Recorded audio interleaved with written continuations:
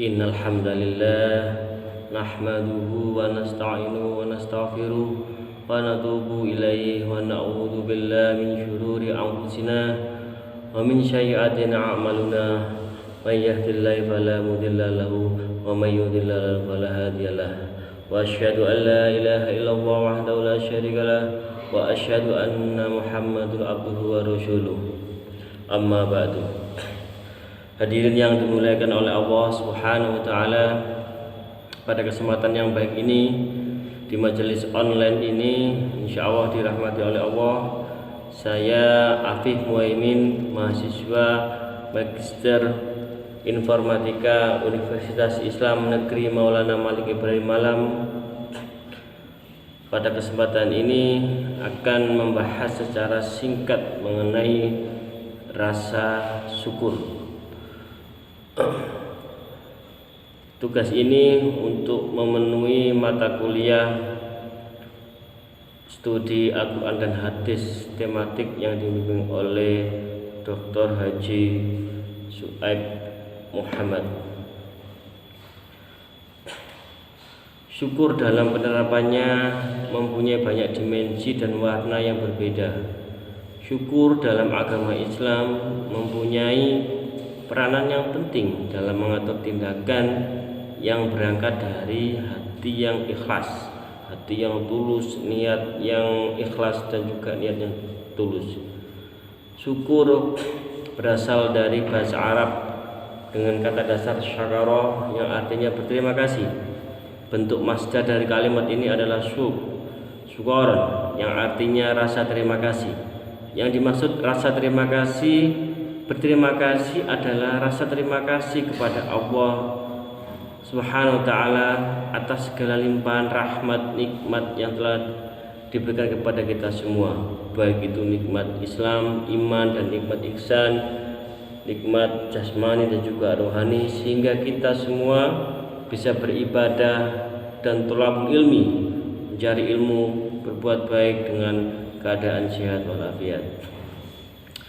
Jika kita melihat fenomena hari ini yang terjadi, banyak sekali hal-hal yang membuat kita resah.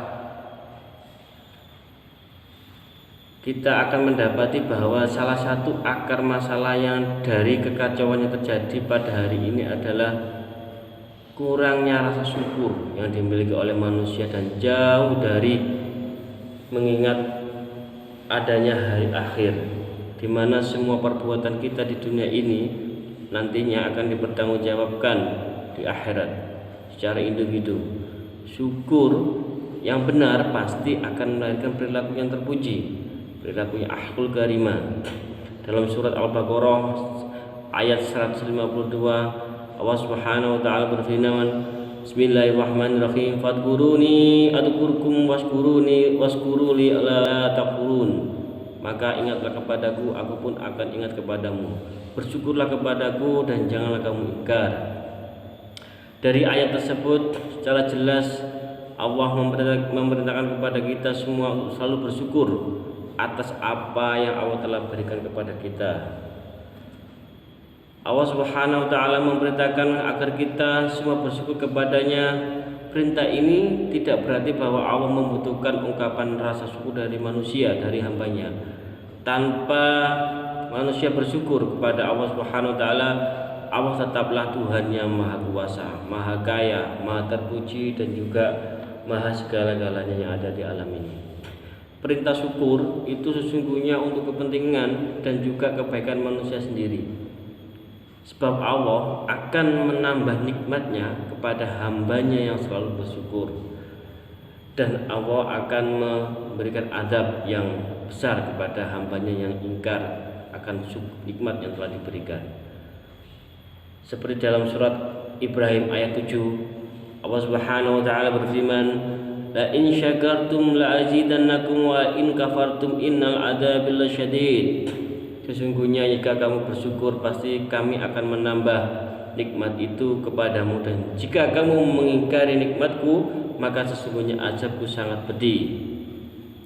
Jika kita ingkar atas segala nikmat dari Allah Subhanahu wa taala, Allah akan memberikan azab yang pedih dan juga sanksi yang berat. Tentu azab dari Allah Subhanahu wa taala berupa siksaan yang akan diberikan di akhirat nanti. Bisa juga berupa guncangan mental yang membuat hidup kita, membuat pikiran kita ini tidak tenang. Tentunya dapat kita saksikan dan rasakan bagaimana orang-orang yang tidak selalu bersyukur kepada Allah, mereka mudah iri. Sifat iri, dengki ini muncul karena salah satu penyebabnya adalah kurangnya bersyukur atas segala nikmat yang diberikan oleh Allah. Mudah mengeluh atau sambat, lah ini. Kemudian merasa tidak puas, merasa kurang, dan juga menganggap bahwa nikmat yang diberikan ini tidak adil. Selalu melihat apa yang ada di punyanya orang lain, melihat punyanya tetangga, melihat punyanya teman dan sebagainya. Ini adalah sifat-sifat yang buruk, sifat yang kurang bersyukur, sifat yang harus kita hindari semuanya. Bersyukur kepada Allah Subhanahu wa taala tidak cukup kalau hanya mengucapkan alhamdulillah saja, sebab setidaknya ada 3 cara. Ada 3 cara dalam Islam diungkapkan untuk bersyukur. Bisa menggunakan yang pertama dengan lisan, kemudian dengan hati, dan juga dengan perilaku. Dengan lisan, bagaimana kita bersyukur dengan lisan? Kita selalu mengucapkan kalimat alhamdulillah adalah hal minimal yang harus kita lakukan ketika kita mensyukuri atas segala nikmat yang diberikan oleh Allah Subhanahu wa taala. Aktivitas lain, berkata-kata yang baik. Orang yang selalu bersyukur kepada Allah selalu menjaga lisannya dari ucapan-ucapan yang kotor. Dan ini tentu perlu kita tingkatkan, bahwa lidah ini salah satu organ yang ada di tubuh yang merupakan bisa kita berikan makna bahwa sumber dari kemaksiatan, dosa juga bisa bersumber dari lidah, dan sumber kebaikan juga bersumber dari lidah. Orang-orang yang selalu bersyukur tidak akan berkeberatan untuk meminta maaf atas segala kesalahannya ketika dia melakukan kesalahan, baik itu dengan lisan. Tentu maaf ini harus didasari dengan niat yang tulus, sehingga ketika kita maaf kepada orang yang kita sakiti, tentu dengan hati yang lapang kita akan meminta maaf, dan juga orang tersebut insya Allah akan memberi maaf kepada kita. Dan tentu orang-orang yang selalu bersyukur, orang yang selalu menjaga lidahnya, orang yang selalu berbuat baik, berkata baik, akan selalu mengingat Allah, senantiasa segera memohon ampunan. Meskipun dalam satu hari ini kita melakukan aktivitas kegiatan yang rutinitas, ini tidak menutup kemungkinan kita menyakiti kepada teman kita ataupun rekan kerja kita. Tentu hal ini perlu kita dalam setiap salat kita selalu berdoa untuk memohon ampun kepada Allah atas segala kesalahan yang telah kita perbuat. Allah Subhanahu wa taala berfirman dalam surat Al-Imran ayat 133, wasari'u ila maghfiratin mir rabbikum, dan bersegeralah kamu kepada ampunan dari Tuhanmu. Ini menunjukkan bahwa ketika kita sadar bahwa kita melakukan kesalahan, maka kita harus segeralah meminta ampun kepada Allah Subhanahu wa taala. Memohon ampun baik kepada Allah maupun minta maaf kepada sesama manusia memang tidak perlu ditunda-tunda. Lebih cepat tentu lebih baik. Betapa banyak kerugian yang timbul akibat macetnya hubungan silaturahim antara sesama manusia, antara sesama kawan, antara sesama saudara, dan juga teman-teman yang lainnya.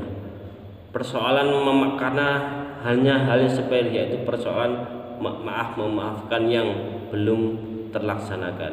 Dan ini akan menjadi bumerang bagi kita semua. Kita sebagai muslim harus bisa memberi maaf dan juga memberi maaf dan juga meminta maaf ketika kita melakukan kesalahan. Yang kedua adalah dengan hati. Hati adalah tempat lahirnya perasaan manusia. Hati juga berperan sangat penting dalam menentukan sifat-sifat yang baik. sifat buruk yang ada pada diri manusia. Menjaga kesucian dan kebersihan hati sangatlah penting berdasarkan sabda Rasulullah SAW. Ingatlah bahwa di dalam jasad itu ada segumpal daging. Jika kita baik, maka baik pula seluruh jasad itu. Jika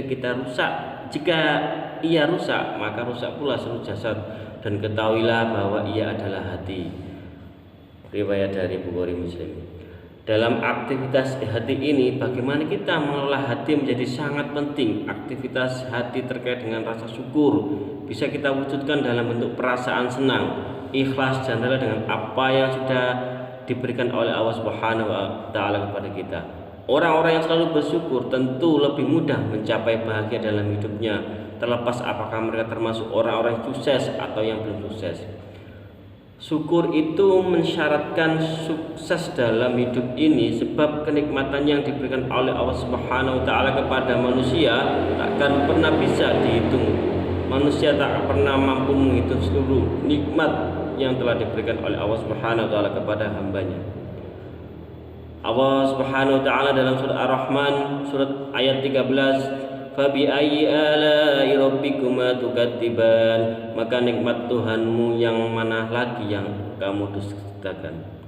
Ayat tersebut diulang beberapa kali dalam ayat-ayat berikutnya dalam surat yang sama, yakni Ar-Rahman. Pengulangan ini tentu bukan tanpa maksud. Allah menantang kepada manusia untuk jujur dalam membaca, menghitung kenikmatan yang telah Ia berikan. Bagaimana kita bisa bernapas dengan oksigen? Kalau kita melihat mungkin saudara-saudara kita yang sudah sakit di rumah sakit, untuk bernapas dibantu dengan oksigen, itu butuh biaya. Sedangkan kita yang masih sehat, menghirup udara mulai dari bangun tidur sampai nanti mau menjelang tidur, itu tidak ada biayanya, gratis. Tinggal bagaimana kita mengungkapkan semua yang telah diberikan oleh Allah Subhanahu wa Ta'ala dengan rasa syukur, dengan memanfaatkan, dengan beribadah kepada Allah Subhanahu wa Ta'ala. Kemudian bagaimana kita bisa melihat dan juga mendengar, serta bagaimana kita bisa merasakan dengan panca indera kita. Dari pertanyaan-pertanyaan seperti itu saja kita sudah tidak mampu menghitung berapa nikmat yang telah diberikan oleh Allah kepada kita semua. Maka barang siapa yang tidak bersyukur kepada Allah, sesungguhnya ia telah kufur atau mengingkari kenikmatan-kenikmatan yang telah diberikan oleh Allah Subhanahu wa Ta'ala. Hal ini semoga kita semua dijauhkan dari sifat-sifat kufur, sifat yang sangat buruk, tidak mensyukuri segala nikmat yang diberikan oleh Allah Subhanahu wa Ta'ala. Amin ya rabbal alamin. Yang ketiga, yang terakhir, dengan melalui fisik. Aktivitas fisik atau perbuatan yang nyata terkait dengan syukur bisa kita wujudkan dalam berbagai bentuk, baik itu melibatkan orang lain atau hanya melibatkan diri sendiri. Yang terkait dengan orang lain, misalnya seperti berbagi rezeki, mengajar, berbagi ilmu pengetahuan, sharing, kalau istilah sekarang share, update post di media sosial dengan hal-hal yang positif tentunya. Kemudian kabar gembira atau kegembiraan, kebahagiaan yang bisa kita bagi pada teman-teman kita, saudara kita, dan yang lainnya. Jamaah yang dirahmati oleh Allah Subhanahu wa Ta'ala, dalam hidup bermasyarakat kita sering menerima undangan, baik itu dari tetangga, saudara, ataupun teman atau kerabat. Ini adalah contoh syukur, bentuk contoh syukur dalam hal perbuatan, di mana yang punya hajat berbagi rezeki kepada kita semua, kepada para tamu yang hadir dengan memberikan jamuan makan dan minum. Jamuan ini menjadi sedekah, yang tentu saja memiliki nilai pahala. Undangan-undangan semacam ini tentu memiliki dasar yang kalau kita telusuri akan ditemukan dalam Al-Quran surat Ad-Duha ayat 11. Wa amma bi ni'mati rabbika fahaddits, dan terhadap nikmat Tuhanmu maka hendaklah kamu siarkan atau kamu kabarkan. Perintah berbagi kenikmatan dengan orang lain dapat ditelusuri, salah satunya melalui ayat ini dengan maksud agar mereka juga ikut merasakan kebahagiaan yang kita rasakan atau orang lain rasakan, sehingga rasa bahagia ini bisa menular, bahwa apa yang kita miliki orang lain juga bisa merasakan. Hal ini sering disebut dengan tahadus binikmah. Tentu saja tahadus binikmah ini sangatlah baik. Hanya saja perlu diingatkan agar pelaksanaannya tidak berlebihan dan juga harus dilakukan dengan niat yang tulus dan juga ikhlas. Ikhlas dalam artian beribadah, karena ini semua bersumber dari Allah dan kita beribadah karena Allah, dan tentunya berharap mendapatkan syafaat dan imbalannya lebih dari Allah Subhanahu wa taala. Yang dimaksud dengan ikhlas di sini adalah tidak ada niat lain kecuali hanya untuk beribadah kepada Allah.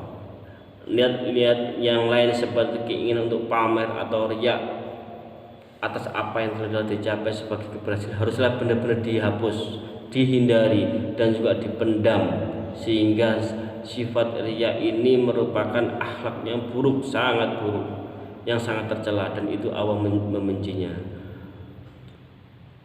Orang-orang yang bersyukur kepada Allah tentu memiliki jiwa-jiwa yang ikhlas dalam melakukan dan menerima sesuatu, tentu tidak suka berkeluh kesah atas kekurangan-kekurangan atau hal-hal yang tidak menyenangkan.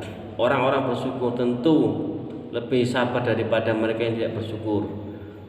Mereka memang untuk bisa bersyukur kita perlu kesabaran. Bersabar kita perlu keikhlasan.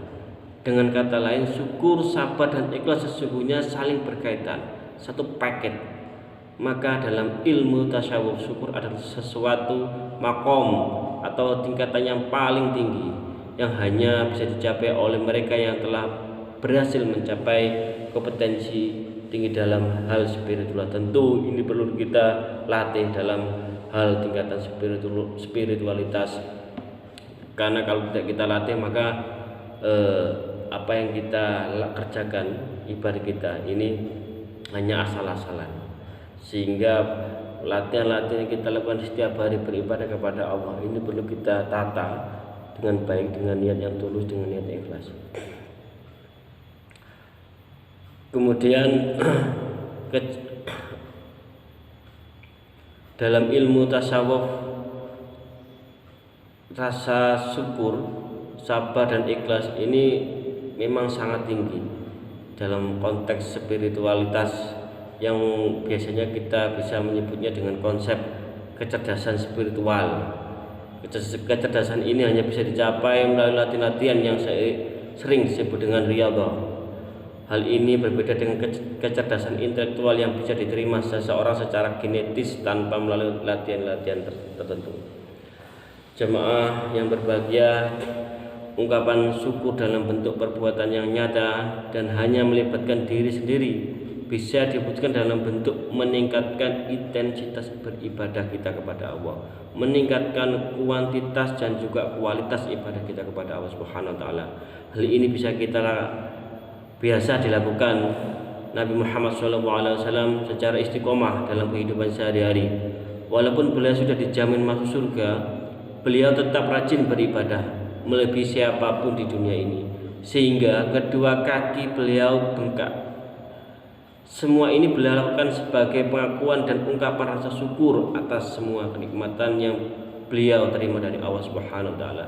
Sekali lagi, syukur memang sebuah tingkatan yang sangat tinggi di sisi Allah, dan Allah sangat senantiasa menyukai orang-orang yang selalu bersyukur. Mudah-mudahan kita semua selalu diberi kemudahan oleh Allah Subhanahu wa taala, diberikan petunjuk, diberikan jalan untuk selalu bersyukur, dan dicatat sebagai hamba-hamba yang selalu bersyukur dengan syukur yang ikhlas. Semoga kelak kita di akhirat kita semua akan dikumpulkan dengan para ulama-ulama atau para syakarin, orang-orang yang selalu bersyukur. Amin amin ya rabbal alamin. Demikian materi yang saya sampaikan tentang syukur di majelis ini. Semoga apa yang saya sampaikan mendapatkan manfaat, mendapatkan barokah, dan saya mohon maaf apabila ada kata-kata yang kurang atau kata-kata yang kurang pas. Mohon untuk dimaklumi, mohon untuk dikoreksi, ambil baiknya, buang buruknya. Terima kasih atas atas perhatiannya. Akhirul kalam, wabillahi taufiq wal hidayah. Wassalamualaikum warahmatullahi wabarakatuh.